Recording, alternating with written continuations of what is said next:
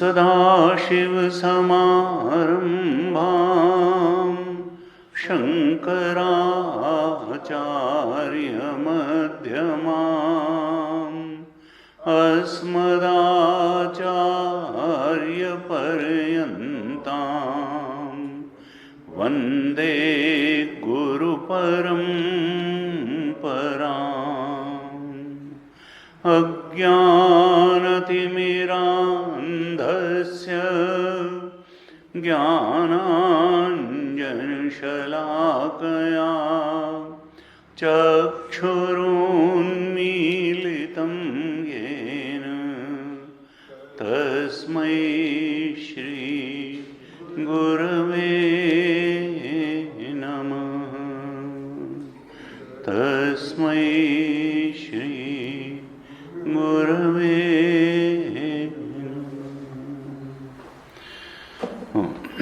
शांति मंत्र का पाठ करें। ओम शं नो मित्रः शं वरुणः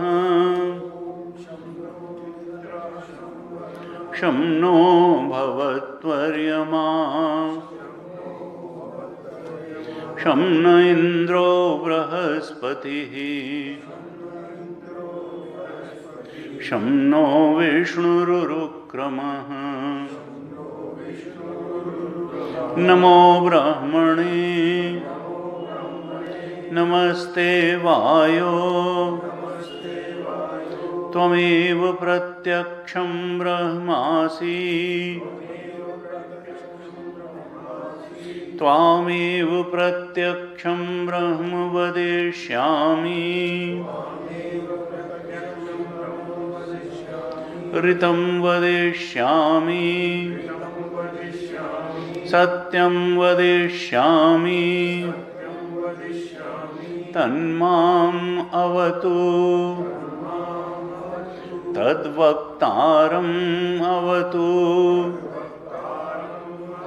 अवतु माम् अवतु वक्तारम्।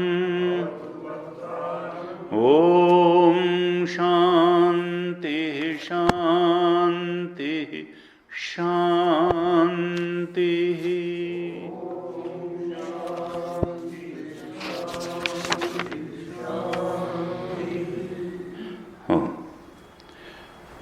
पांचवें अनुवाक का पाठ करेंगे।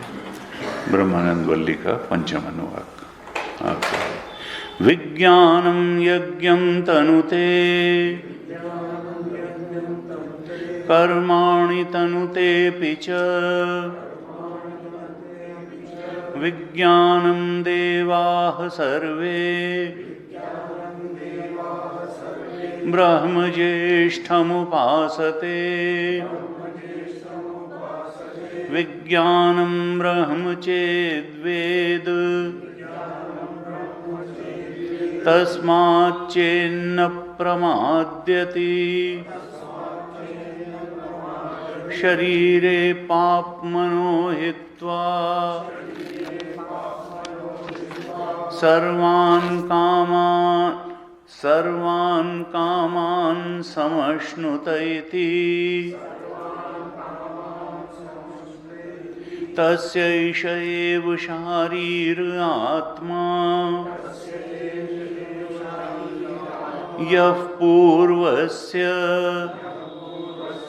तस्माद्वा एतस्माद्विज्ञानमयात्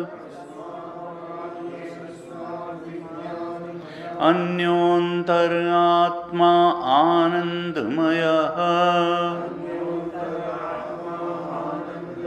तेनैष पूर्णः स वा एष पुरुषविद एव तस्य पुरुषविधताम् अन्वयं पुरुषविदः तस्य प्रियमेव शिरः मोदो दक्षिणः पक्षः प्रमोद उत्तरः पक्षः आनंद आत्मा ब्रह्मपुच्छं प्रतिष्ठा तदप्येष श्लोको भवति तदप्येष श्लोको भवति।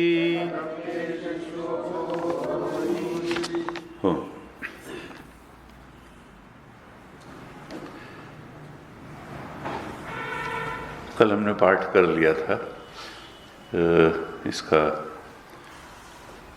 भाष्य का 5वें अनुवाद के अंतिम भाग का, जिसमें आनंदमय कोश का भगवान शंकराचार्य ने स्पष्ट। एक बार और पाठ कर लेते हैं फिर चर्चा।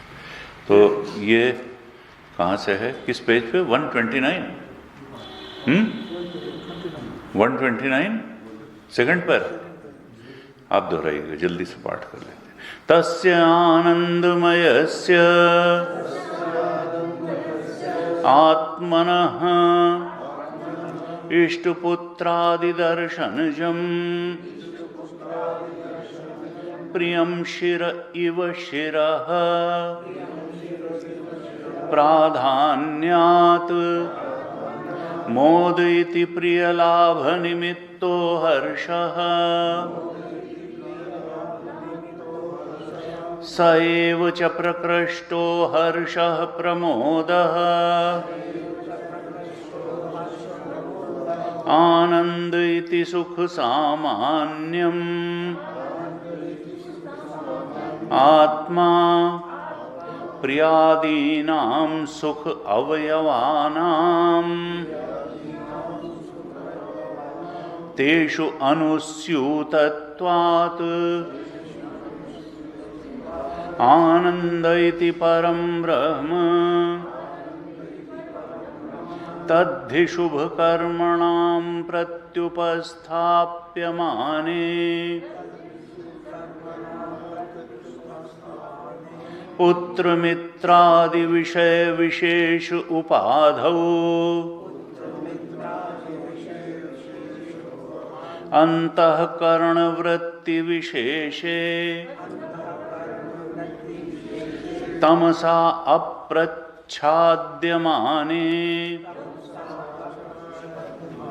प्रसन्ने अभिव्यज्यते तद विषय सुखम इति प्रसिद्धं लोके तद विषय सुखम इति प्रसिद्धं लोके तद वृत्ति विशेष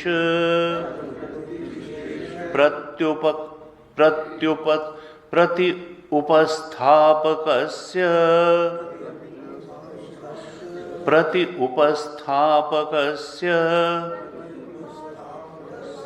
कर्मणः अनवस्थितत्वात्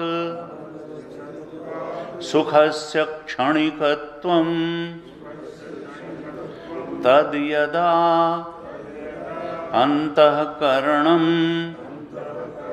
तपसा तमोघ्नेन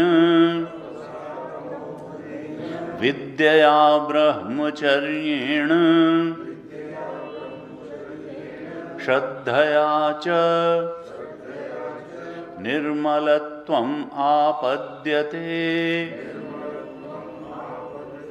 यावत् यावत् तावत् तावत्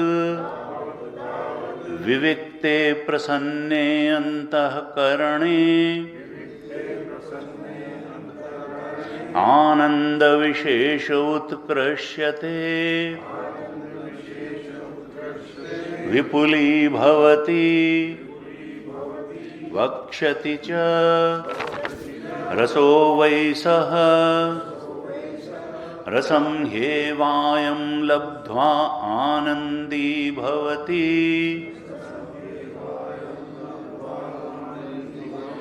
एष हि एव आनन्दयाति एतस्यैव आनन्दस्य अन्यानि भूतानि मात्राम् उपजीवन्ति इति च श्रुत्यन्तरात् एवं च काम उपशम उत्कर्ष अपेक्षया शतगुण उत्तरोत्तर उत्कर्ष आनंदस्य वक्ष्यते एवं च उत्कृष्यमाणस्य आनंदमयस्य आत्मनः परमार्थ ब्रह्म विज्ञान अपेक्षया ब्रह्म परम एव यत् प्रकृतं सत्यज्ञानानन्तलक्षणम्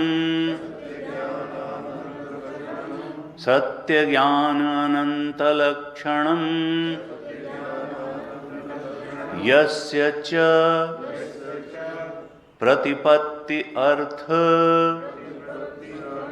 पंच अन्न आदिमयाः कोशाः उपन्यस्ताः यच्च तेभ्यः अंतरं येन च ते सर्वं आत्मवन्तः तद्ब्रह्म उच्चं प्रतिष्ठा तदेव च सर्वस्य अविद्यापरिकल्पितस्य द्वैतस्य अवसानभूतम् अद्वैतं ब्रह्म प्रतिष्ठा आनंदमयस्य एकत्व अवसानत्वात् अस्ति तद एकम् अविद्याकल्पितस्य द्वैतस्य अवसानभूतम् अद्वैतं ब्रह्म प्रतिष्ठा पुच्छं तद एतद् अस्मिन् अपि अर्थ तद एतत् अस्मिन् अपि अर्थम एष श्लोकः भवति।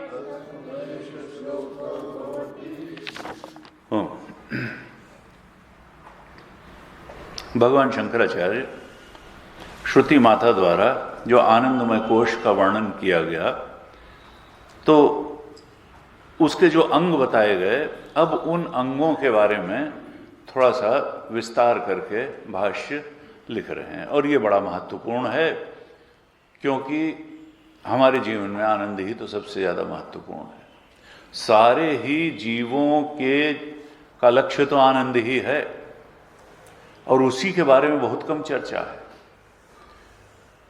आनंद किन किन चीज़ों से मिलता है, इसके बारे में बहुत चर्चा है, लेकिन आनंद का स्वरूप क्या है, इसके बारे में तो चर्चा ही नहीं मिलती। गुरु जी कहते थे कि भाई बहुत से दर्शनों में चर्चा नहीं। जैसे हमने चर्चा की कि योग दर्शन में भी क्या कहा, किसी में तो आत्मा का धर्म ही आनंद को नहीं माना, आत्मा को जड़ मान लिया। योग दर्शन में कह दिया अनुकूल वेदनीयम सुखम, अर्थात सुख को परिस्थितिजन्य वस्तुजन्य मान लिया कि अनुकूल परिस्थिति होगी और वासना से मेल खाएगी तो उसी को सुख कहेंगे। उनका आत्मा जो है, योग दर्शन का आत्मा चेतन है, और योग दर्शन का आत्मा जो है सत्य भी है, लेकिन वो आत्मा आनंद स्वरूप है। ये बात योग दर्शन यहाँ तक नहीं पहुँच पाया, न बता पाया। ये श्रुति का ही जो उपदेश है कि नहीं, आनंदम ब्रह्मणो विद्वान, ये आनंद तो ब्रह्म का धर्म है, ब्रह्म पुच्छम प्रतिष्ठा। और आनंदमय कोश का जो आनंद है वो तो ऊपर नीचे होता है, लेकिन न तो ब्रह्म सत्य ऊपर नीचे होता है, न ब्रह्म चेतन ऊपर नीचे होता है, और न ब्रह्म आनंद ऊपर नीचे होता है। क्योंकि कम ज्यादा हो गया तो कोई कारण होना चाहिए उसका। वो एक समान सत्य है, वो एक समान चेतन है, और वो एक समान आनंद है, सच्चिदानंद है वो। और हमारा लक्ष्य वही है, क्योंकि हम ऐसे ही आनंद की खोज में जन्म जन्मांतर से हैं, जो किसी चीज पर निर्भर न करता हो, जो पराश्रित न हो, किसी प्राणी पदार्थ परिस्थिति पर जो आनंद आश्रित न हो, जो घटने बढ़ने वाला न हो, जो सहज उपलब्ध हो। ऐसे ही आनंद की तो हमको तलाश है, लेकिन हम बाहर खोजते हैं, परिस्थितियों में खोजते हैं, भोग सामग्री में खोजते हैं। और बुद्धि ने एक गलत धारणा बना ली है कि भोग सामग्री जितनी ज़्यादा हो जाएगी वो आनंद उतना ज़्यादा हमको मिल जाएगा। तो श्रुति माता क्या कहती हैं कि नहीं, उसके लिए तुमको अंदर खोज करनी पड़ेगी, क्योंकि वो स्वरूपानंद है, वो आत्मानंद है, वो ब्रह्मानंद है, वो तुम्हारा स्वरूप ही है। तुमको आत्मरमण की योग्यता जुटानी पड़ेगी। जब तक तुम विषय रमण, परिस्थिति रमण में ही फंसे रहोगे, बंधे रहोगे, अटके रहोगे, भटके रहोगे, तब तक आत्मरमण, वो जो सर्वोच्च आनंद है, उससे वंचित रहोगे। और इसका कारण तुम स्वयं हो। तुम्हारी गलत निष्पत्ति है, गलत धारणा है कि आनंद बाहर है। आनंद वस्तुओं में है, वस्तु आश्रित आनंद है, आनंद विषय आश्रित है, आनंद परिस्थिति आश्रित है। कहा देखो ये सब आनंदमय कोश का ही आनंद है। उस आनंद को भी श्रुति नकारती नहीं है, कहती ये जिस आनंद से तुम परिचित हो, जो घटने बढ़ने वाला आनंद है, जो परिस्थिति जन्य है, और परिस्थिति एक मनः स्थिति बना देती है, वो मनः स्थिति अगर वासना के अनुकूल है तो तुमको आनंद लगता है, बहुत अनुकूल है तो आनंद बढ़ता हुआ लगता है, और कई बार प्रतिकूल है तो दुख भी हो सकता है। ये आनंदमय कोश का आनंद है, ये स्वरूप का आनंद नहीं है, ये ब्रह्मानंद नहीं है। यद्यपि आनंद का स्रोत वही है, जैसे चेतना का स्रोत आत्मा है, ब्रह्म है, हमारा स्वरूप है, ऐसे आनंद का स्रोत भी जिसके पास जो होगा वही तो देगा और वहीं से मिलेगा। चेतना का स्रोत भी आत्मा है, क्योंकि वही चेतन है, वही चित्त है। जो हमको ये शरीर, ये पांचों मिथ्या कोश सत्यवत लगते हैं, तो ये भी इसी कारण लगते हैं कि वो आत्मदेव इनके अधिष्ठान के रूप में बैठे हुए हैं। जाओ, और ये संसार भी इसीलिए सच्चा लगता है क्योंकि राम जी इसका अधिष्ठान बन के बैठे हुए हैं।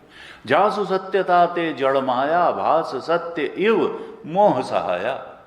इसको सत्ता देने वाला, किसी भी चीज को सत्ता देने वाला, जीवत्व हो, पंचकोश हो, संसार हो, दूर दूर तक जो कुछ हम सोच सकते हैं उसको सत्ता देने वाला तो परमात्मा ही है।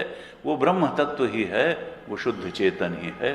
सत्ता है तो उसके कारण है, चेतनता है तो उसके कारण है, और आनंद है तो उसके कारण है। सत्ता का स्रोत भी वही है, चेतनता का स्रोत भी वही है, और आनंद का स्रोत भी वही है।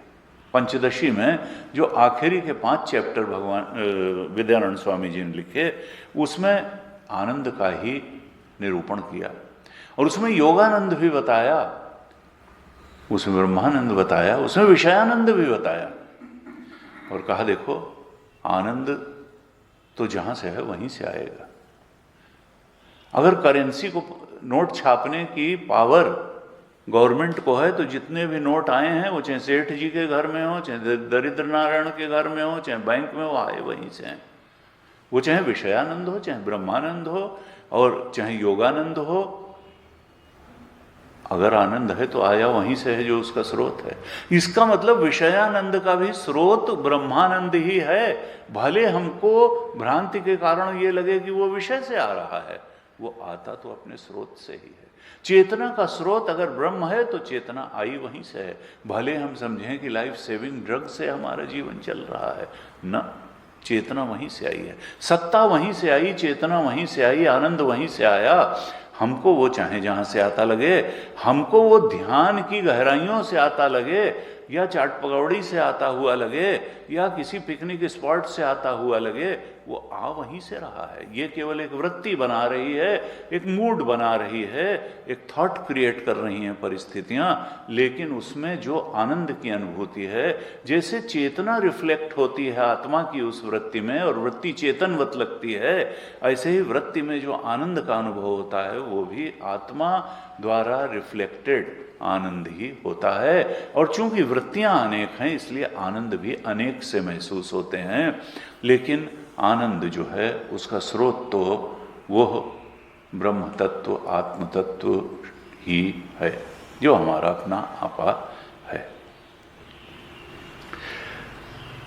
श्रुति माता ने ही अनुकंपा करके आनंद की ये समीक्षा की, और भगवान शंकराचार्य ने उस मीमांसा को काफी आगे बढ़ाया और हमारी बुद्धि में एक स्पष्टता दी कि इस आनंद का स्वरूप है क्या। क्योंकि देखिए, हम लोग वैज्ञानिक सोच को बहुत बड़ी चीज मानते हैं, और है भी। यहाँ तक संसार का संबंध है, इतना विकास हुआ तो हम उसके लिए विज्ञान के ऋणी हैं। लेकिन फिर भी हर विषय की अपनी सीमा होती है, हर शास्त्र की अपनी सीमा होती है। गुरु जी कहते थे, भाई अगर आप किसी वैज्ञानिक से पूछने जाएंगे कि ये सुख का हेतु क्या है, सुख का स्वरूप क्या है, सुख का हेतु क्या है, तो वो सीधे सीधे कह देगा ये हमारा विषय नहीं है, ये हमारा विषय नहीं है। हाँ, हम सुख क्या है इसकी एनालिसिस करना हमारा सब्जेक्ट ही नहीं है। सुख कहां से आता है? उनका भाई जीवन में अनेक प्रकार की परिस्थितियां आती हैं। किसी वैज्ञानिक से पूछा जाए कि इस परिस्थिति वैचित्र का हेतु क्या है, तो वो कह देगा हमारा विषय ये नहीं है कि परिस्थिति वैचित्र का हेतु क्या है, ये अपना तुम जानो समझो। इसके लिए फिर श्रुति है, कहेगी तुम्हारे कर्म ही तुम्हारी परिस्थिति वैचित्र का हेतु हैं। इस सृष्टि में एक कर्म सिद्धांत चल रहा है, कर्म प्रधान विश्व रचि राखा जो जिस करे से। और जब थोड़ा और ऊपर उठता है तो कहते हैं परिस्थिति को जो है वो रोका भी जा सकता है, विपरीत को बदला भी जा सकता है, अनुकूल परिस्थिति लाई भी जा सकती है। कैसे? शुभ कर्म करके, सदाचार करके, भक्ति करके। क्योंकि जहाँ कर्म सिद्धांत है वहीं कृपा सिद्धांत भी है, जिसको काफ़ी उन्नत व्यक्ति ही अनुभव कर पाता है कि यहाँ केवल कर्म सिद्धांत ही नहीं है, कृपा सिद्धांत भी है। कुछ लोग कहते हैं कि भाई अगर आप गहरे हृदय से प्रार्थना करेंगे भगवान से, तो वो तो बाध्य हैं कृपा करने के लिए, क्योंकि वो कृपा निधान है, वो करुणा निधान है। और भगवान ने बार बार शास्त्रों में, देखिए शास्त्र ही प्रमाण है, तो उन्होंने तो कहा ही कि योगक्षेमम वहाम्यहम्, तुम अगर अनन्य भाव से मेरा भजन करोगे तो तुम्हारे योग और क्षेम का वहन मैं करूँगा। तो अब ये जो श्रुति है, इसमें प्रमाण बुद्धि होना एक बहुत उन्नत आध्यात्मिक स्थिति का ही परिचायक है। गुरुजी कहते थे बहुत बाद में आता है। शास्त्र केवल ब्लैक एंड व्हाइट अक्षरों में, सफेद कागज पे लिखे हुए काले अक्षर नहीं है, ये प्रमाण है, ये बुद्धि बनना, ये बहुत शुद्ध अंतःकरण का लक्षण है कि नहीं, हमको अगर बात समझ में नहीं भी आ रही है तो हमारी बुद्धि कोई प्रमाण नहीं है। क्योंकि अक्सर क्या होता है, आप समाज में भी मिलेंगे लोगों से, तो लोग अपने अज्ञान को ही ज्ञान मान करके श्रुति के मुकाबले में भी खड़ी करने की कोशिश करते हैं। गीता के श्लोकों के मुकाबले में अपने अज्ञान को ही ज्ञान बता करके, मान करके खड़ा करने की कोशिश करते हैं। अपने कन्फ्यूजन्स को ही क्लैरिटी बता करके आपको कन्विंस करने की कोशिश करते हैं। जो श्रुति की दृष्टि में एकदम कन्फ्यूजन है, अज्ञानग्रस्त धारणा है, कन्फ्यूज्ड बुद्धि से निकला हुआ निष्कर्ष है, उसको वो बिल्कुल क्लियरली बता करके, और आपको भी श्रुति के रास्ते और गीता के रास्ते न चला करके अपनी कन्फ्यूज्ड बुद्धि के रास्ते चलाना चाहें, वो कहेंगे यही सत्य है। तो गुरु जी कहते थे कि देखो, सबसे पहली चीज़ तो ये है कि हमारे अंदर ये प्रमाण बुद्धि आए कि हमारी बुद्धि से निकले हुए निष्कर्ष अगर श्रुति से अलग हैं तो निश्चित गलत होंगे। श्रुति जो कह रही है सत्य वही होगा। गीता के श्लोक जो कह रहे हैं, अगर सुख पाना है तो सत्य उसी रास्ते से चल के पाया जा सकता है, अगर हमको तृप्ति पानी है तो उसी रास्ते से पाई जा सकती है, अगर हमको परिस्थिति की अनुकूलता भी पानी है तो उसी रास्ते पाई जा सकती है। मनमानी रास्ते वो मिलने वाली है नहीं। दयानंद जी ने कहा कि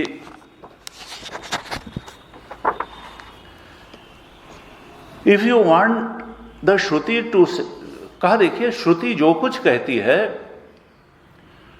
वो निरर्थक नहीं कहती है। विवक्षा इंटेंशन इज इंपॉर्टेंट। ये आपको श्रुति के शब्द भी पकड़ने की जरूरत नहीं है, श्रुति का आशय समझने की आवश्यकता है। विवक्षा, विवक्षा मतलब इंटेंशन।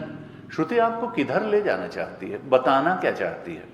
विवक्षा, इंटेंशन इज इंपॉर्टेंट इन मीमांसा। श्रुति has a vivaksha, it wants to convey something. Shruti जो है कुछ कन्वे करना चाहती है कि हे साधक, तुम इस प्रकार से अपनी दृष्टि बनाओ, जीवन बनाओ, तो तुम सर्वोच्च परम की उपलब्धि कर लोगे। If you want the Shruti to say something that you wish, that will not work. अगर तुम चाहते हो कि श्रुति वो बात कह देगी जो तुम चाहते हो, तो श्रुति ऐसा कभी नहीं कहेगी। वो सच्ची बात कहेगी। श्रुति तुम्हारी बुद्धि की मोहताज नहीं है, वो सत्य बोलती है। कई बार लोग कहते हैं कि सरल करके जरा बताइए, सरल करके वो बात नहीं बता दी जाएगी जो आपको ठीक लग रही है। उनका मतलब यह है कि किसी ढंग से जो हम ठीक समझ रहे हैं उस बात को आप श्रुति के अर्थ के रूप में बता दीजिए। तो भाई कैसे बता दिया जाए जब आपकी बात बिल्कुल जो है अलग है? तो श्रुति की तो अपनी विवक्षा है। बजाय इसके कि लोग श्रुति की विवक्षा, इंटेंशन को समझने की कोशिश करें, वो दुराग्रह करते हैं कि नहीं, हम जिसको ठीक समझ रहे हैं सरल करके बताने का केवल ये मतलब है कि हमारा अनुभव ये है और उसके अनुकूल कुछ बात बता दीजिए। ऐसा कोई ग्रंथ पढ़ाइए, उपनिषद मत पढ़ाइए, जिससे कि हम जो जीवन जी रहे हैं, हम जो जीवन दृष्टि रख रहे हैं वो सही सिद्ध हो जाए। उनका वो नहीं होगी। श्रुति जो है, if you want the Shruti to say something that you wish, that will not work. That means you do not attribute the status of प्रमाण to the श्रुति। अगर आप नहीं चाहते हैं कि हमारी बात श्रुति का है, श्रुति की बात हम न समझें, तो इसका मतलब यह है कि श्रुति में आपकी अभी प्रमाण बुद्धि हुई नहीं है। If it is a valid means of knowledge, you have to find out what it intends to convey. आपको बिल्कुल ये निश्चित बुद्धि दृष्टि बनानी होगी कि श्रुति जो है वैलिड मीन्स ऑफ नॉलेज है, यही जो है सत्य के बारे में परम प्रमाण है, यही सबसे बड़ा प्रमाण है, ज्ञान का सबसे बड़ा और सबसे प्रामाणिक स्रोत यही है। It is the only valid means of knowledge. और भी इसके अनुकूल जो बातें हैं वही ठीक हैं, इसके प्रतिकूल अगर बात जो है वो ठीक नहीं है, तो you have to find out what it intends to convey. हमको ये देखना पड़ेगा कि श्रुति की विवक्षा क्या है, वो कहना क्या चाह रही है। तो श्रुति ये बताना चाह रही है कि देखो, जितने आनंद तुम जानते हो वो आनंदमय कोश के आनंद हैं, वो आनंदमय कोश के आनंद हैं। और श्रुति ने कहा कि इसको बढ़ाने का ये कहां से आता है। तो हमने पिछली कक्षाओं में भी चर्चा की, जो भाष्य हमने इसके पहले पढ़ चुके हैं, उसमें कहा आनंद इति विद्या कर्मणा फलम। आनंद क्या है? कहा विद्या और कर्म का फल है। विद्या का अर्थ क्या है? उपासना। हम अगर सदाचार करें और कर्म करें, देखिए वही कर्म और उपासना आ गया। तो हम अगर सदाचरण करेंगे, हम उपासना करेंगे, तो कर्म सिद्धांत भी हमारे अनुकूल चलेगा और कृपा सिद्धांत भी हमारे अनुकूल चलेगा। दो ही तो चीजें सिद्धांत हैं। यानी हम कर्म सिद्धांत को भी अपने फेवर में कर लेंगे और कृपा सिद्धांत को भी अपने फेवर में कर लेंगे, और तब जो उसका फल होगा वो हमारे जीवन से प्रतिकूलताएं भी जाएंगी, प्रतिकूल मन स्थिति जाएगी, प्रतिकूल परिस्थिति जाएगी, और हमको क्या प्राप्त होगा? ब्रह्मानंद। कहा नहीं, ब्रह्मानंद तो ज्ञान से ही प्राप्त होगा। आनंदमय कोश का आनंद, आनंदमय आत्मा का आनंद प्राप्त होगा। कहा आनंद इति विद्या कर्मणा फलम तद विकार आनंदमय। आनंदमय जो है ये तो ब्रह्म का विकार है, ये तो उपाधि, आनंदमय कोश की उपाधि में परिलक्षित ब्रह्मानंद है। यह भी ब्रह्मानंद नहीं है, लेकिन इसको भी तो हमको बढ़ाना है। और बढ़ाने का तरीका क्या बताया? विद्या और कर्म को बढ़ाना है। यानी उपासना और सदाचार को जीवन में अगर हम बढ़ाएंगे तो कर्म सिद्धांत और कृपा सिद्धांत हमारे अनुकूल होगा, और हम इस आनंदमय कोश के आनंद को भी अधिक से अधिक रिफाइंड, प्योर और उत्कर्ष वाला और ज्यादा से ज्यादा प्राप्त कर सकेंगे। भाष्यकार ने यह भी हिंट किया था पिछले भाष्य में ही कि आनंदमय विज्ञानम विज्ञानमय आश्रिता। ये आनंदमय जो है विज्ञानमय के ही आश्रित है। क्यों? क्योंकि सदाचार हम करेंगे तो उसके मूल में तो हमारा ज्ञान ही तो होगा। जिसका ज्ञान ही ठीक नहीं है वो सत्कर्म करेगा क्यों? वो सदाचार, इसका मतलब विज्ञानमय जिसका बिल्कुल सबल है, चमचम करता हुआ है, जिसका ज्ञान बिल्कुल बढ़िया है, फिर वो सदाचार करेगा। उपासना करने के लिए भी विज्ञानमय की आवश्यकता है, क्योंकि उपासना भी सूक्ष्म कर्म ही तो है, और कर्म तो है ही है फिर सत्कर्म। इसका मतलब विज्ञानमय कोश पर ही आश्रित है आनंदमय कोश। आनंदमय कोश विज्ञानमय का आश्रय लेकर के ही अपने को अभिव्यक्त करता है। विज्ञानमय द्वारा अगर सत्कर्म किया जाएगा, उन्नत अच्छे कर्म किए जाएंगे, कर्म सिद्धांत को अपने अनुकूल बनाया जाएगा, तो आनंदमय कोश का आनंद बढ़ जाएगा। और अगर विज्ञानमय कोश द्वारा ही उपासना अच्छे ढंग से कर ली जाएगी तो भी आनंद बढ़ जाएगा। तो विद्या कर्मणों फलम तद विकार आनंदमय, और आनंदमय विज्ञानमय आश्रित। आनंदमय जो है वो विज्ञानमय के ही आश्रित है, क्योंकि देखिए कर्ता वहीं बैठा है। आनंदमय भोक्ता है, लेकिन कर्ता तो विज्ञानमय ही है। और हमको सदाचरण करना है तो भी कर्तृत्व जहां है वहीं से तो कर्म होगा। तो विज्ञान में ही तो कर्तृत्व बैठा हुआ है। इसलिए अच्छा करेंगे तो आनंदमय में अच्छा भोग होगा, क्योंकि आनंदमय केवल भोक्तृत्व है, वहां वो भोक्ता है। कर्ता विज्ञानमय में ही। हमको अगर सदाचार करना है, सत्कर्म करना है, तो भी विज्ञानमय द्वारा ही किया जाएगा, और उपासना करनी है, सूक्ष्म कर्म करना है, तो भी विज्ञानमय। इसका मतलब क्या है कि आनंदमय का आनंद विज्ञानमय का आश्रय लेकर के ही घटता है, बढ़ता है, प्रकट होता है, कम ज्यादा होता है, स्वप्न में भी और जागृत में भी। हमको अपने विज्ञान, इसीलिए हमने विज्ञानमय पर इतनी कक्षाएं करी थी, क्योंकि विज्ञानमय बहुत महत्वपूर्ण है। हमारा वहीं साधक बैठा हुआ है, साधना वहीं होनी है, विज्ञानमय में ही। आनंदमय तो केवल भोगता है, वो तो परिणाम आ जाता है। जैसे होता है कि भाई हम कर्तृत्व में को बड़ा महत्वपूर्ण मानते हैं, लेकिन कर्तृत्व से भी ज्यादा महत्वपूर्ण हम किसको मानते हैं? भोक्तृत्व को। दयानंद कहते हैं कर्तृत्व और भोक्तृत्व में अंतर क्या है? The one who cooks is vijnanamaya and he is anandamaya when he enjoys the cooked food. जो भोजन पका रहा है तो पकाने वाला तो विज्ञानमय है, और भोजन खा करके उसका आनंद लेने वाला जो है वो आनंदमय। कहते हैं द बेसिक पर्सन इज भोक्ता। हमारा मूल में क्या है? हम क्यों विज्ञानमय को एक्टिव क्यों करते हैं, सत्कर्म क्यों करते हैं, या इवन दुष्कर्म भी क्यों करते हैं? आनंद ही पाने के लिए। डाकू डाका डालता है तो भी आनंद पाने के लिए। हर काम आनंद, सुखाय कर्माणि करोति लोका। विज्ञानमय जिन जिन कार्यों को करता है उसका लक्ष्य एक ही है, आनंद पाना। यानी आनंदमय कोश में जो भोक्ता बैठा हुआ है उसको भोग देने के लिए ही कर्ता सारे कर्म करता है। दयानंद जी कहते हैं the basic person is bhokta, that is why people do not like to be kartas but only want to be bhoktas. कर्ता नहीं होना चाहता लोग, जाते लोग भोक्ता बन जाए। भाई पका कोई और दे भोजन और खा हम लें। They want the phalam without doing karma. आनंद में bhokta is antaratma, the innermost. The whole jagat is meant for anandamaya only. पूरा ये सृष्टि आनंदमय के ही लिए है, और उसी को तृप्ति देने के लिए, भोग देने के लिए ये सारे कुचक्र चल रहा है।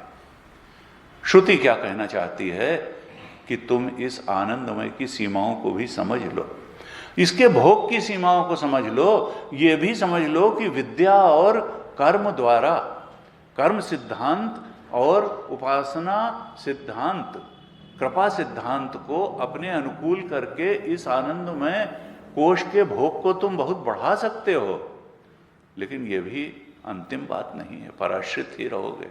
रोज कुआं खोदो और पानी पियो। जब जैसे ही अगर कभी सत्कर्म न कर पाए तो फिर हो सकता है कि बिगड़ जाए बात, उपासना न कर पाए। इसलिए सॉल्यूशन तो ज्ञान ही है, ज्ञान ही है।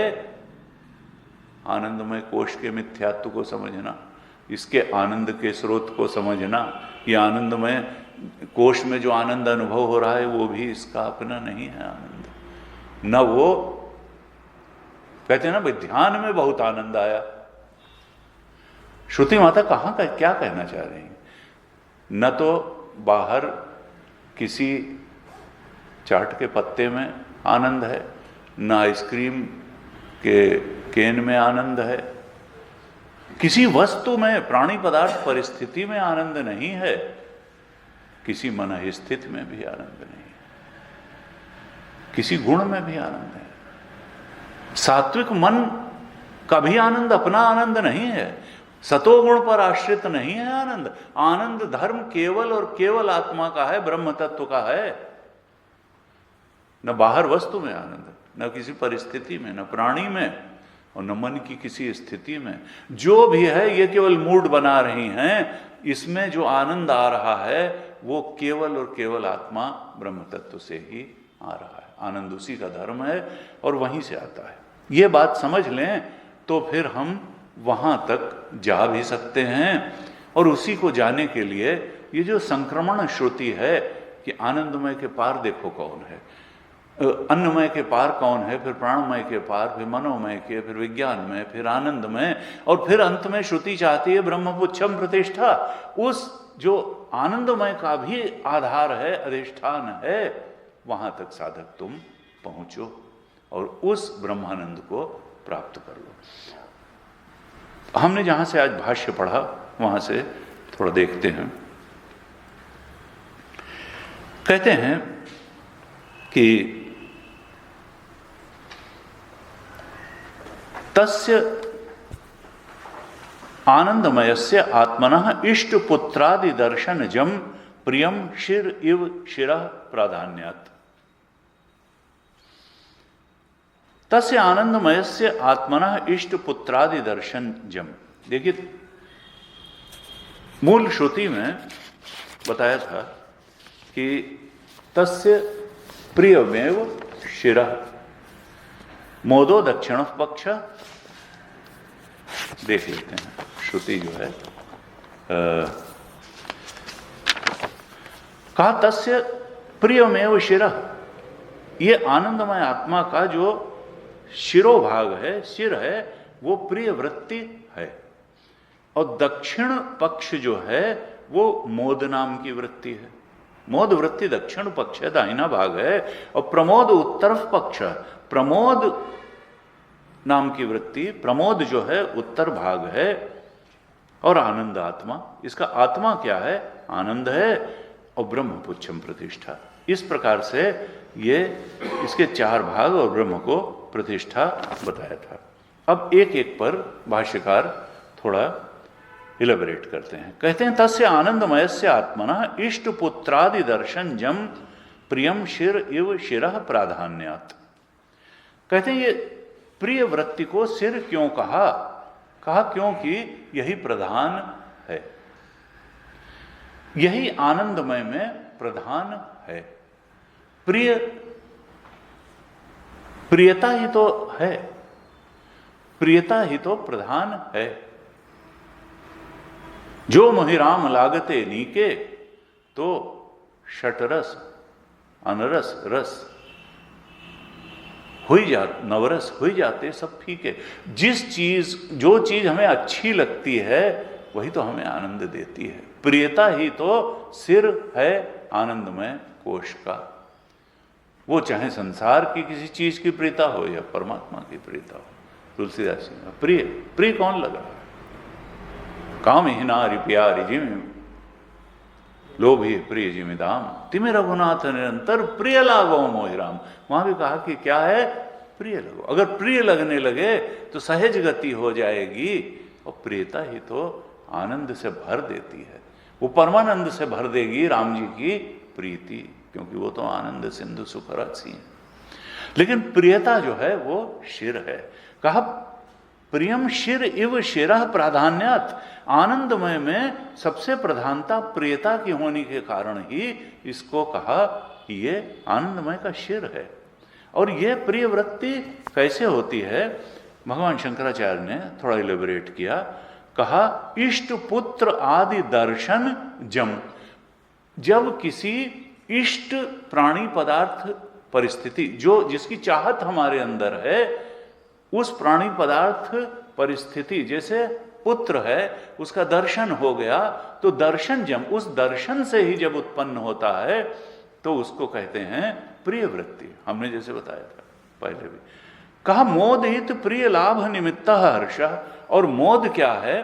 कि ऐसा लगा कि जो इष्ट हमारा था, जिस पर हमारी प्रियता थी, अब वो मिल जाएगा, प्रिय का लाभ हो जाएगा।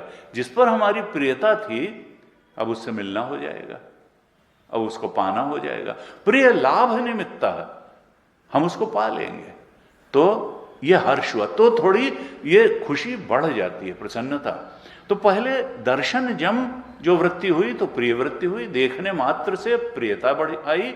और फिर जब प्रिय लाभ निमित्त हो गया, उसको लगा कि मिलने वाला है वह है या मिल गया, तब फिर थोड़ा बढ़ गया तो कहा वो हर्ष है। फिर कहा स एव च प्रकृष्ट हर्ष प्रमोद, यही हर्ष जब और बढ़ गया तब ये हो गया प्रमोद।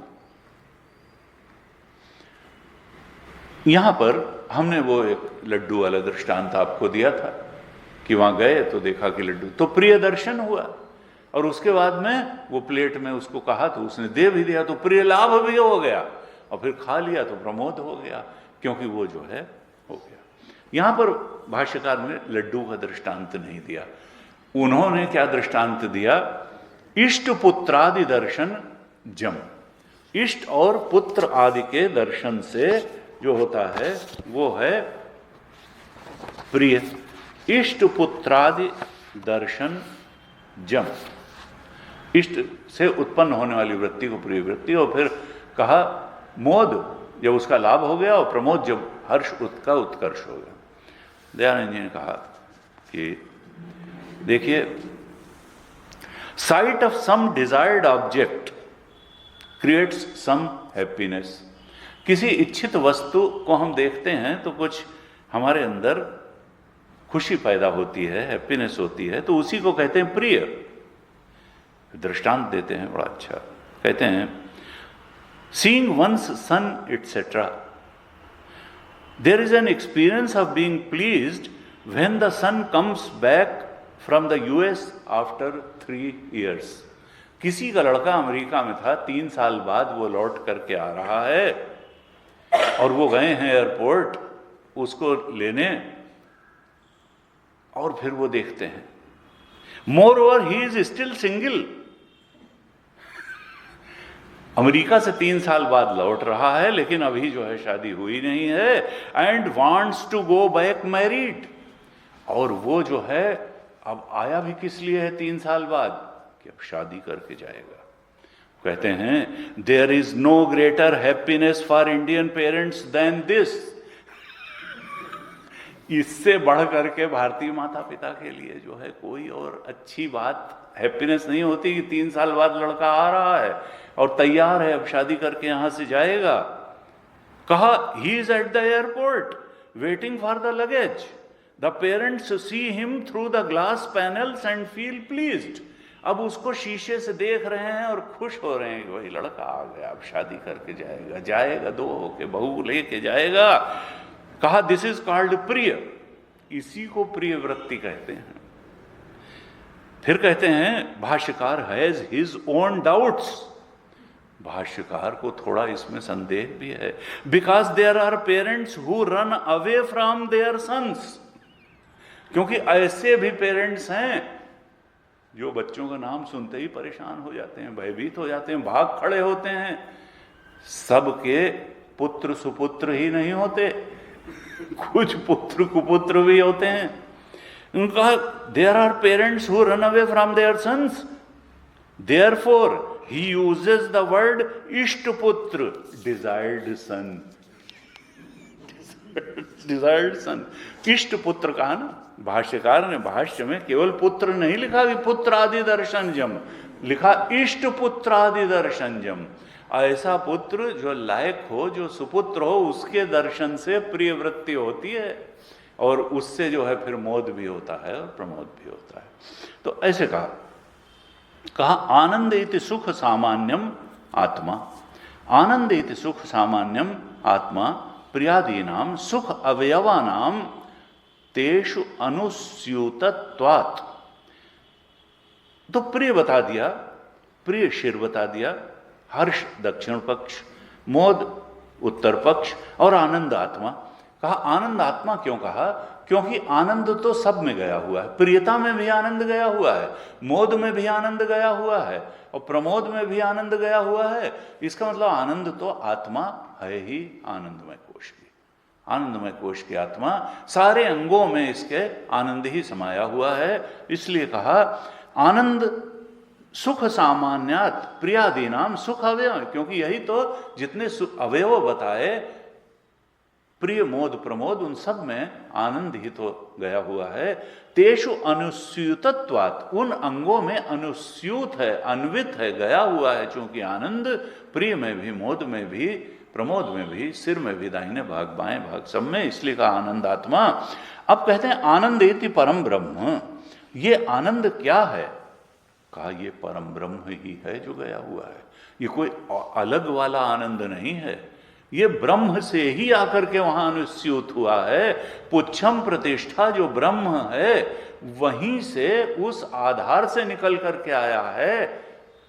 ये असल में इसका स्रोत अपने आप में सत्कर्म भी नहीं है, स्रोत उपासना भी नहीं है, स्रोत सात्विक मन भी नहीं है, स्रोत वह ब्रह्म पुच्छम प्रतिष्ठा ही आनंद आनंदित परम ब्रह्म, पर ब्रह्म ही आनंद है, वहीं से आ रहा है सब जगह। कहा तद्धि शुभ कर्मणा प्रति उपस्थाप्य माने। कहा कि ये फिर अब आनंद बढ़े कैसे? देखिए, एक तो विद्या कर्मणों फल पहले बता दिया, अब फिर से वो चीज बता रहे हैं कि ब्रह्म तो आनंद स्वरूप है ही, आनंद इति पर ब्रह्म, लेकिन ये पर ब्रह्म का आनंद हमको मिलता कैसे है, उत्थापित कैसे होता है, ये प्रकट कैसे होता है, अभिव्यंजित कैसे होता है, उपस्थाप्य माने, प्रति उपस्थाप्य माने, यानी उठ करके खड़ा कैसे होता है, आनंदमय में आता कैसे है, कैसे हम आनंदित हो जाते हैं। कहा शुभ कर्मणा, शुभ कर्म ही हमारे वो तरीका है जिससे ये ब्रह्मानंद वहां से निकल करके आनंदमय कोश में आकर के भर जाता है। ये किसका परिणाम है? कौन ब्रह्मानंद से ला करके आनंदमय कोश में इस आनंद को हमको अनुभव करा देता है, प्रत्युपस्थ करा देता है, अभिव्यंजित प्रकट करा देता है। कहा शुभ कर्मणा। कैसा शुभ कर्मणा? कहा अंतःकरण वृत्ति विशेष है। शुभ कर्म किस तरह से होता है? शुभ कर्म अंतःकरण की एक विशेष वृत्ति का निर्माण कर देता है, क्योंकि हर कर्म से एक वृत्ति तो बनती ही है। देखने से वृत्ति बनती है, सुनने से वृत्ति बनती है, चखने से वृत्ति बनती है, स्पर्श से वृत्ति बनती है। हम वृत्ति को ही तो जानते हैं। और कर्म से जो परिस्थिति बाहर बनती है, वो परिस्थिति कैसी है उसकी भी वृत्ति बनती है। तो जब शुभ कर्म है, उससे अंतःकरण की एक विशेष वृत्ति बनती है। अंतःकरण वृत्ति विशेष है। कैसी? कहा पुत्र मित्र आदि विषय विशेष उपाधौ, जैसी उपाधि सामने होगी, यानी ज्ञान जैसी उपाधि धारण करेगा वैसी ही वृत्ति बन जाएगी। ज्ञान तो कॉमन है, विषय ही उसमें अंतर होता है कि भाई कार की वृत्ति बनी, पंखे की बनी, कि यहां बनी, विषय का अंतर है। बाकी ज्ञान प्लस विषय, ज्ञान जब विषय का आकार लेता है तो उसी को वृत्ति कहते हैं। तो अब वो वृत्ति कहा कैसे बनी? शुभ कर्म के परिणाम स्वरूप क्या हुआ कि पुत्र मित्र आदि विषय विशेष, किसी विषय विशेष की वृत्ति बनी, क्योंकि वृत्ति तो बन ही रही है, लेकिन शुभ कर्म के परिणाम स्वरूप क्या होगा कि प्रिय वस्तु की वृत्ति बनेगी। प्रिय वृत्ति वस्तु क्या है? का पुत्र या मित्र। ये कहा शुभ कर्मणा, कैसी वृत्ति बनी? जिससे हमारा झगड़ा है उसकी नहीं बनी, जिस पर हमें गुस्सा आता है उसकी नहीं बनी, मित्र की वृत्ति बनी, पुत्र की, जिस पर हमारा स्नेह है, जिससे हमारा प्रेम है, प्रिय, प्रियता जहां पर है ऐसे की वृत्ति बनी। लेकिन उस वृत्ति को उत्थापक करने का कारण क्या था? शुभ कर्मणा। कहते जिसके उसकी परिस्थिति अनुकूल होगी, उसको अच्छे लोगों से मिलन होगा, उसको जो है उसके अंतःकरण में प्रिय वृत्ति बनी। उस प्रिय वृत्ति का उत्थापक था शुभ कर्म। शुभ कर्मणा प्रत्युपस्थाप्यमाने पुत्र मित्रादि विषय विशेष उपाधौ अंतःकरण वृत्ति विशेषे। और वो अंतःकरण में कुछ और विशेषता भी बता रहे हैं कैसी होनी चाहिए। कहा तमसा अप्रच्छाद्यमाने, यानी अंतःकरण डल न हो, तमोगुण से भरा ना हो, तभी प्रिय वृत्ति बनेगी, तभी आनंद आएगा। तमसा अप्रच्छाद्यमाने, यानी तमस से भरा हुआ, आलस से भरा हुआ, नहीं तो मित्र भी आएगा, कहाँ किस समय आ गया यार, तो सोने जा रहे थे, आलस्य से भरे हुए थे। तमसा अप्रच्छद, अंतःकरण जो है डल ना हो, अलर्ट हो, जागृत हो, सात्विक हो, नहीं तो उस अनुकूल प्रिय को भी आप एंजॉय नहीं कर पाएंगे। तो दो चीजें कहीं, एक तो शुभ कर्मणा, और ये तो बाहर से जो पुत्र मित्र आदि विषय विशेष उपाधि होगी और उससे वृत्ति बनेगी, और अंदर की हालत क्या होनी चाहिए, तमसा अप्रच्छाद्यमाने, यानी तमस से भरा नहीं होना चाहिए। यानी किससे भरा होना चाहिए, सात्विकता से भरा होना चाहिए, निर्मल चित्त होना चाहिए। गीता जी में भगवान कृष्ण कहते हैं, तत्र सत्वम निर्मलत्वात् प्रकाशकम अनामयम सुख संगेन बधनाति ज्ञान संगेन चानघा। हे अनग, हे अर्जुन, जब अंतःकरण सात्विक होता है, निर्मल होता है, तो यह सत्व गुण, सतो गुण अंतःकरण को निर्मल बना देता है। और ये फिर क्या करता है, इसका प्रभाव क्या है, तत्र सत्वम निर्मलत्वात्, निर्मल होने के कारण, पवित्र बना देने के कारण ये मन को कहां से जोड़ता है, बुद्धि को कहां से जोड़ता है। कहा प्रकाशकम, ये ज्ञान के लिए एक सहज उत्कंठा पैदा करता है, ज्ञान के साथ संबद्ध करता है। ज्ञान का मतलब आत्मज्ञान, आत्मोन्मुखी चिंतन बना देता है, ब्रह्मोन्मुखी चिंतन सत्वगुण बना देता है। और कहा कि अनामयम, कोई विकार जो रोग हैं,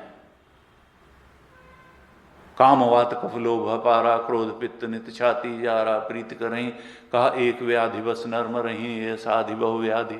ये जो काम क्रोध लोभ मोह मद मत्सर, ये जो रोग हैं, मानसिक रोग, ये नहीं रहते। अनामयम, ये सतो गुण जो है वो निर्मल और निरोग बना देता है चित्त को। तत्र सत्वम निर्मलत्वात् प्रकाशकम अनामयम, और फिर ऐसा सात्विक चित्त, निर्मल चित्त जो तमसा अप्रच्छाद्यमाने है, तो सुख संगेन बधनाति, वो ब्रह्म चिंतन से बांधता है, उधर बढ़ाता है, आत्मचिंतन की तरफ बढ़ाता है। सुख संगेन बधनाति, सुख स्वरूप नहीं है, अभी उधर बांधा है। सुख संगेन बधनाति और ज्ञान संगेन चानघा, ये आत्मज्ञान की तरफ बढ़ाता है व्यक्ति को और आत्म सुख की तरफ बढ़ा देता है। इसीलिए बार बार साधना का लक्ष्य क्या है, सारी साधनाओं का लक्ष्य ये है, मन को निर्मल पवित्र सात्विक बनाना।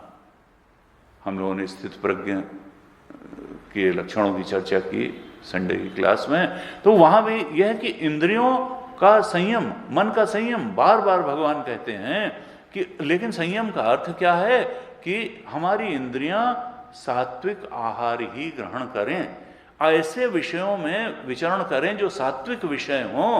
आंख सात्विक दर्शन करे, कान सात्विक शब्द सुने, सात्विक स्पर्श हो, सात्विक आहार हो, सात्विक गंध हो, और मन भी सात्विक चिंतन करे। तो ये यानी सात्विकता आधार है ब्रह्म बोध के तरफ बढ़ने के लिए, और आनंद प्राप्ति के लिए भी शुभ कर्मणा आधार हैं। आनंद विद्या कर्म आधार है, और अंतःकरण तमसा अप्रच्छाद्यमाने, सात्विक होना चाहिए, तामसिक राजसिक नहीं होना चाहिए। कहा तमसा अप्रच्छाद्यमाने प्रसन्ने अभिव्यज्यते, इस शुभ कर्म करने वाले और तमस से हटे हुए अंतःकरण में ही वह प्रसन्नता अभिव्यंजित होती है, वो प्रसन्नता अनुभव में आती है। फिर भगवान शंकराचार्य कहते हैं कि ये न समझ लेना कि ये जो प्रसन्नता हुई ये तुम्हारे स्वरूप की प्रसन्नता है, ये ब्रह्मानंद नहीं है। कहते हैं तद विषय सुखम इति प्रसिद्धम लोके, ये जो सुख प्राप्त होता है शुभ कर्मणा और तमसा अप्रच्छाद्यमाने अंतःकरण वृत्ति विशेषे, इसी को लोक में विषय सुख कहा जाता है। यही सांसारिक दुनियावी सुख की पराकाष्ठा है। तद विषय सुखम इति प्रसिद्धम लोके, इतना सब हो तो हम विषय सुख के जो सर्वोच्च स्थिति है उसको अनुभव कर सकते हैं। फिर कहते हैं तद वृत्ति विशेष प्रति उपस्थापकस्य कर्मणः अनवस्थितत्वात् सुखस्य क्षणिकत्वम्।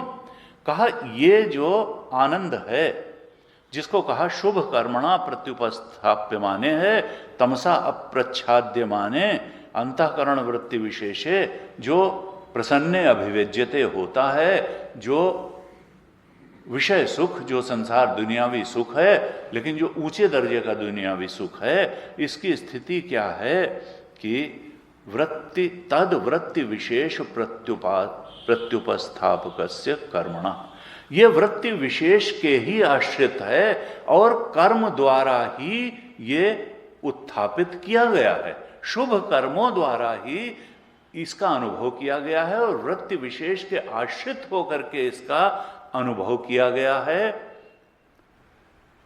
कहा अनवस्थितत्वात्, न तो कर्म जो है कोई स्थायी चीज है और न वृत्ति कोई स्थायी चीज है।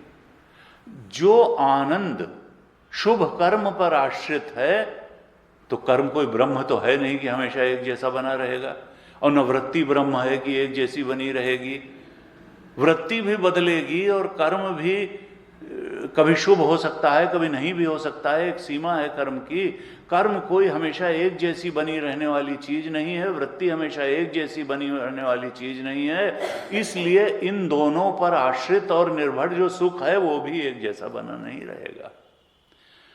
कहा कर्मणः अनवस्थितत्वात् वृत्ति विशेष अनवस्थितत्वात् सुखस्य क्षणिकत्वम्। इसलिए इस कर्म और वृत्ति, शुभ कर्म और वृत्ति विशेष पर आधारित जो सुख होगा वो क्षणिक ही होगा। ये कभी ये मत समझ लेना कि ये शाश्वत हो जाएगा, क्योंकि हमको तलाश किसकी है? जो किसी पर आश्रित न हो, जो विषय निरपेक्ष सुख हो, जो किसी वस्तु निरपेक्ष सुख हो, जो विषय निरपेक्ष वृत्ति निरपेक्ष सुख हो। जो वृत्ति आश्रित होगा, कर्म आश्रित होगा, उपासना आश्रित होगा, वो सुख कभी स्थायी शाश्वत और एक रस नहीं हो सकता। ये तो क्षणिक होगा।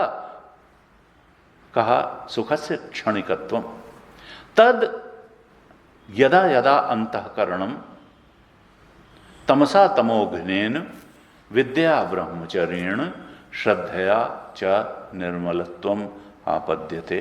अब बहुत ही अच्छा विश्लेषण भगवान शंकराचार्य कह रहे हैं ठीक है, लेकिन हमारे दायरे में तो यही है। अभी तक तो जब तक हमको ब्रह्मानंद नहीं उपलब्ध है, तब तक आनंदमय के ही आनंद को ज्यादा से ज्यादा हम बढ़ा लें तो within purview a bird in hand is worth two in the bush. तो इसी को भाई बढ़ाओ ज्यादा से ज्यादा। कहा इसको बढ़ाने का तरीका फिर क्या है? भगवान शंकराचार्य कहते हैं ये जो भले ये क्षणिकत्व हो और ये वृत्ति आश्रित हो, शुभ कर्म आश्रित हो, उपासना आश्रित हो, लेकिन यदा यदा अंतःकरणम निर्मलत्वात् आपद्यते, जैसे जैसे अंतःकरण की निर्मलता बढ़ती है, यावत यावत तावत तावत विवेक्ते प्रसन्ने अंतःकरणे आनंद विशेषः उत्कृष्यते। जैसे जैसे हमारे अंतःकरण की निर्मलत्वम आपद्यते, ये अंतःकरण जैसे जैसे सात्विक बनता जाता है, निर्मल बनता जाता है। यावत यावत तावत तावत, जैसे जैसे अंतःकरण निर्मल बनता जाता है, तावत तावत वैसे वैसे विविक्ते प्रसन्ने अंतःकरणे, जो विविक्त और प्रसन्न अंतःकरण है उसमें आनंद विशेषः उत्कृष्यते, एक विशेष आनंद की बाढ़ आती है, उत्कर्ष होता है। आनंद विशेषे उत्कृष्यते, और उत्कृष्यते उठ खड़ा होता ही नहीं, उत्कर्ष ही नहीं होता उसमें आनंद विशेष का, विपुली भवती, वो बहुत बढ़ता भी है, विपुल हो जाता है। उत्कृष्यते एंड विपुली भवती। अब ये क्या बताते हैं, इसमें कई सारी बातें बताई, ये बड़ी महत्वपूर्ण पंक्ति है।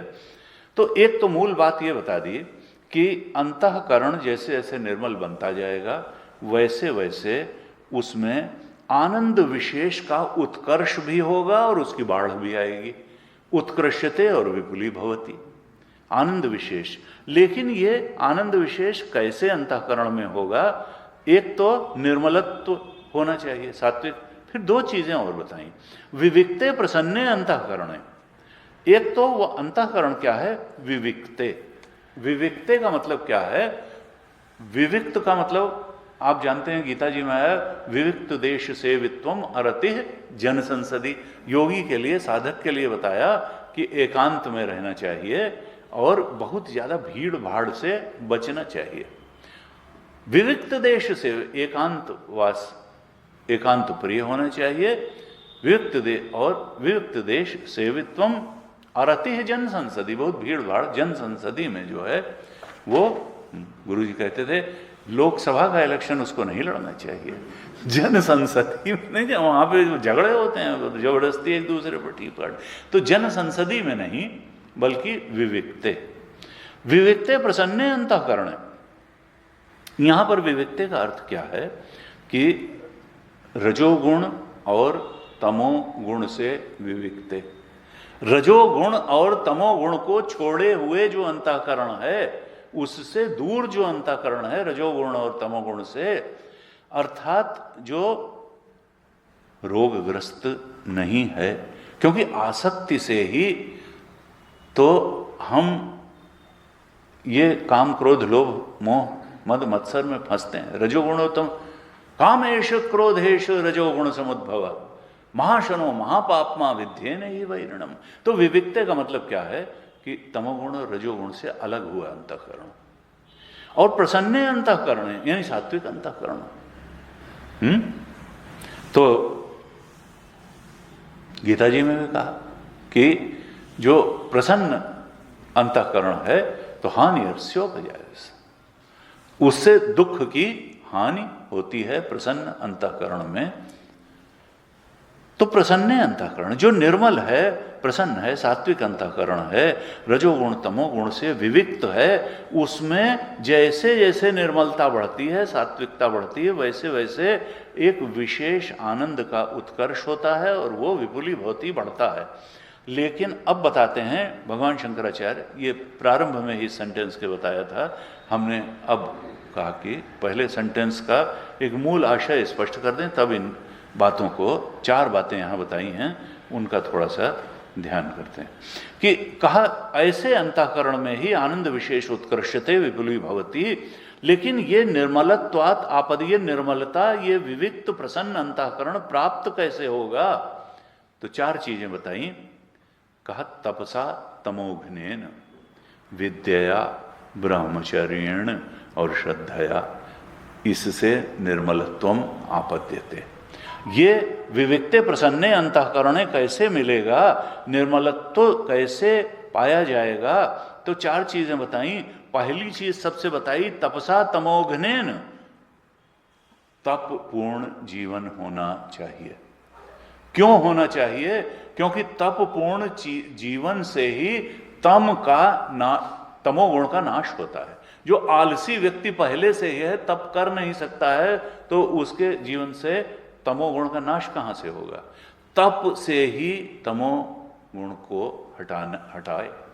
तपसा तमोघ्नेन, निद्रा प्रमाद आलस्य डलनेस, यही है तम, और उसका नाशक कौन है? तप। तप से इसकी न्यूनता हो जाती है और चित्त सात्विक बन जाता है। तो पहली चीज बताई, ऐसा अंतःकरण पाने के लिए जिसमें आनंद का खूब उत्कर्ष हो और बढ़े, कि तपसा तमोघ्नेन, जीवन में तप होना चाहिए। गुरु जी, तो इसका मतलब संदेश क्या है? कि तप वही है जो तमोगुण को हटाए, तप वो नहीं है जो शरीर को कष्ट दे। कद गीता जी के 17वें अध्याय के 6ठे श्लोक में कहा, कर्षयन्तः शरीरस्थम भूतग्रामम अचेतसः माम चैवान्तः शरीरस्थ तान विद्य आसुर निश्चयान। उनको तो असुर ही जानो जो बहुत कष्ट साध्य, शरीर को कष्ट देने वाले तप करते हैं। वो केवल अपने शरीर को ही कष्ट नहीं देते, वो उस शरीर में बैठे हुए मुझ परमात्मा को भी परेशान करते हैं। उनको तो असुर ही जानो। माम चैवान्तः शरीर, मैं जो उनके शरीर के अंदर बैठा हुआ हूं, मुझे भी वो कष्टित करते हैं, उनको असुर जानो। कर्षयन्तः शरीरस्थम, वो अचेतसा हैं, वो बेवकूफ हैं। कहा अचेत हैं। तो यहां पर भगवान ने कहा कि तमो मतलब आप वैसा आहार करिए जो आलस्य को भगाए, वैसा संग करिए, वैसा श्रवण करिए, वैसा भोजन करिए, वैसा स्वाध्याय करिए। तपसा तमोघ्नेन, ज्ञान रूप तप करिए। देखिए हमारे यहां तो ज्ञान मार्ग में ज्ञान तप ही बताया गया। ब्रह्मा जी ने ज्ञान रूप तप किया था, तब उनको मालूम पड़ा सृष्टि कैसे बनानी है। ज्ञान तप से बड़ा कोई तप नहीं है। ज्ञान से ही आपको मालूम पड़ेगा कि क्या खाना है, कब सोना है, कितना सोना है, कब उठना है, क्या पढ़ना है, किनके साथ बैठना है, किनके साथ नहीं बैठना है, इंद्रियों से क्या ग्रहण करना है, क्या नहीं ग्रहण करना है, मन से क्या चिंतन करना है, क्या नहीं। तो इसलिए यस्य ज्ञानमयम तपा, ज्ञानमय तप ही सबसे। तपसा तमोघ्नेन, तो पहला बताया तप, फिर कहा विद्या, उपासना करो, भक्ति करो। उपासना और भक्ति जीवन में होगी तो अंतःकरण निर्मल बनेगा और आनंद उसमें प्रकट होगा। तप करो, ज्ञान रूप तप करो, विद्या उपासना करो, भक्ति करो, ब्रह्मचर्यण, ब्रह्मचर्य का पालन करो। अपनी दिनचर्या, अपनी जीवनचर्या को ऐसे बनाओ जो उस ब्रह्म बोध की तरफ बढ़ाने वाली हो, जो ब्रह्म ज्ञान प्रदान करने वाली हो। ब्रह्मोन्मुखी चर्या बना लो, ऐसी चर्या बनाओ जो हमें उस ब्रह्म तत्व के बोध की ओर बढ़ाने वाली हो। गुरु जी कहते थे अब ये ऐसी चर्या क्या होगी कि जैसा स्वाध्याय करना है, उस ब्रह्म तत्व की तरफ बढ़ने के लिए हम बेकार की चीजें न पढ़ें, बेकार की चीजें न देखें, ऐसी चीजें देखें, पढ़ें, ऐसे सत्संग में जाएं, ऐसी हम श्रेष्ठ शास्त्र का अध्ययन करें जो ब्रह्म चिंतन, ब्रह्म बोध की तरफ बढ़ाए। ऐसा स्वाध्याय करें, ऐसा संग करें, सत्संग करें, ऐसा श्रवण करें, ऐसा मनन करें, ऐसा ध्यान करें, ऐसा भोजन करें। अपनी चर्या में ऐसा कुछ न करें जो हमें उस ब्रह्म बोध से विपरीत दिशा में ले जाने वाला हो, जो हमें तत्व से विमुख कर दे, ऐसा कुछ न करें। गुरु जी कहते देखो यहां ब्रह्मचर्य का यही शुद्ध अर्थ है, यही ब्रह्मचर्य का गहरा अर्थ है और व्यापक अर्थ है। तुलसी बाबा ने कहा देखो, हरिजन छाणी हरि विमुखन की निसिदिन करत गुलामी, मोसो कौन कुटिल खल कामी। तो ऐसा न हो, यानी अब वो तो इतने ऊंचे श्रेष्ठ संत है, उन्होंने साधकों के लिए ही ये बात लिखी कि प्रभु परायणी दिनचर्या हो, प्रभु परायण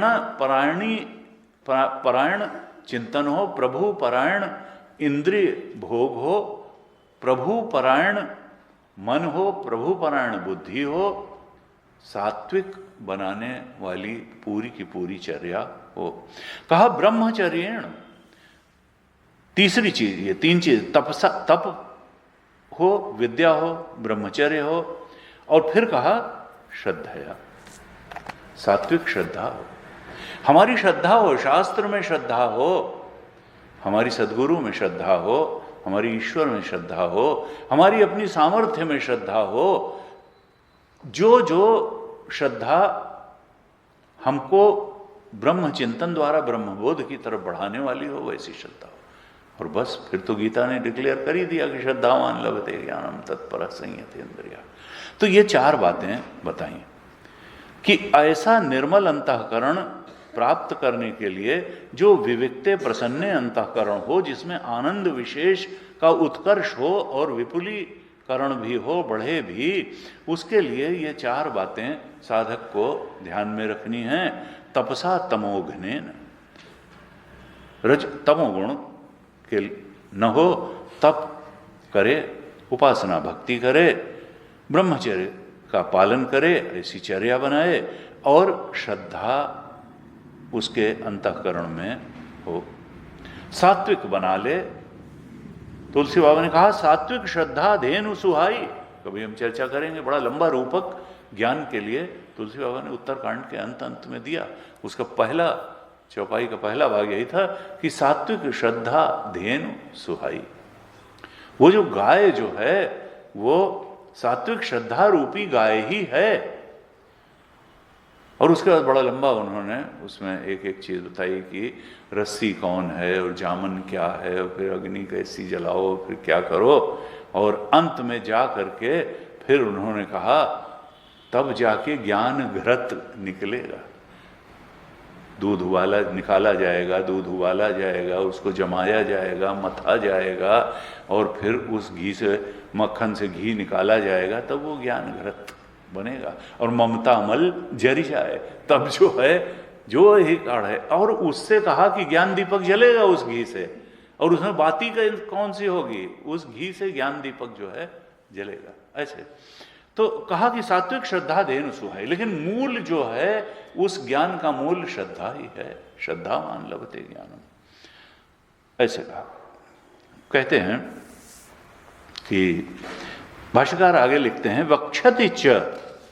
अब ये सब तो भाष्यकार ने डिस्कस कर दिया, और इसके बाद में अब परम प्रमाण तो श्रुति है। भाष्यकार ने तो सारे तर्क देके इलेबोरेट करके उस आनंदमय के कोश के आनंद को कैसे ज़्यादा से ज़्यादा बढ़ाया जाए, कैसे प्रकट किया जाए, उसके बाद में श्रुति की मोहर लगाते हैं उस पर। कहते हैं वक्षति च। श्रुति भी कहती है कि रसो वैसा, वो जो आत्मा है, जो पुच्छम प्रतिष्ठा है, आनंद आत्मा है, वो रस ही है। रसो वैसा, वो रस रूप ही है। ब्रह्म चेतन जो है वो रस रूप ही है। फिर कहा रसम हेवाम लब्धा आनंदी भवती, इस ब्रह्म रस को पा करके आनंदित हो जाता है। एष ही एव आनंदयाति, इसी ब्रह्म रस के द्वारा आनंद की प्राप्ति होती है। एष ही एव आनंदयाति, एतस्य एव आनंदस्य अन्यानि भूतानि मात्राम उपजीवन्ति। एतस्य एव आनंदस्य, इस आनंद के मात्राम अंश मात्र से अन्यानि भूतानि उपजीवन्ति, ही सारे जिंदा रहते हैं। देखिए अगर जीवन में आनंद न हो तो कोई जिंदा नहीं रह सकता। एक और श्रुति में कहा कि अगर आनंद ना आए तो हम सांस भी न लें।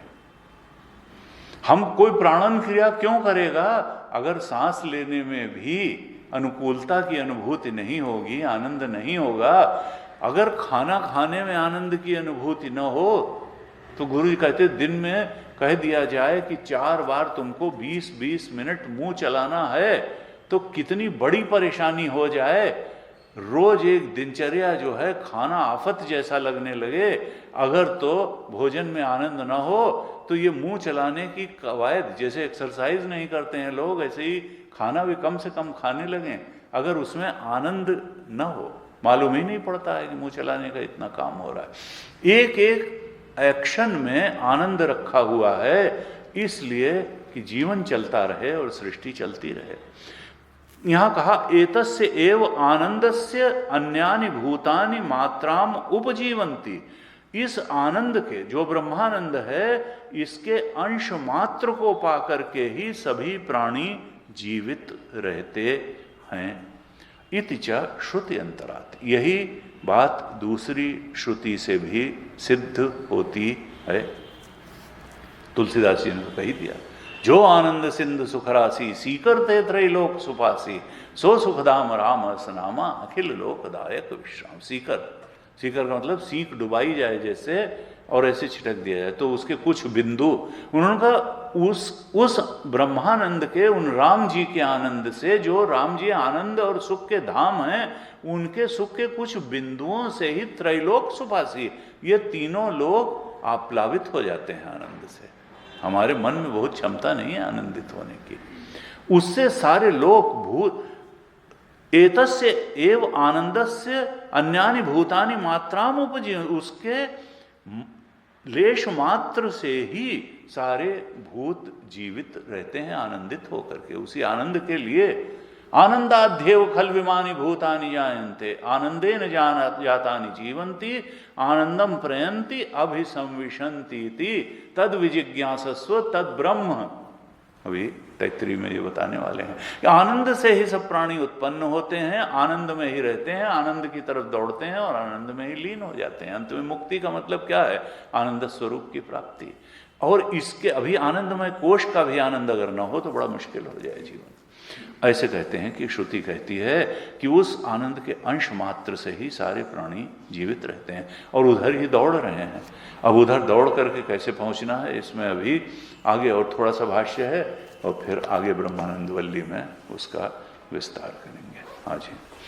ओम पूर्णमदः पूर्णमिदं पूर्णात् पूर्णमुदच्यते पूर्णस्य पूर्णमादाय पूर्णमेवावशिष्यते। ओम शांति शांति शांति। हरि ओम। श्री गुरुभ्यो नमः। हरि ओम।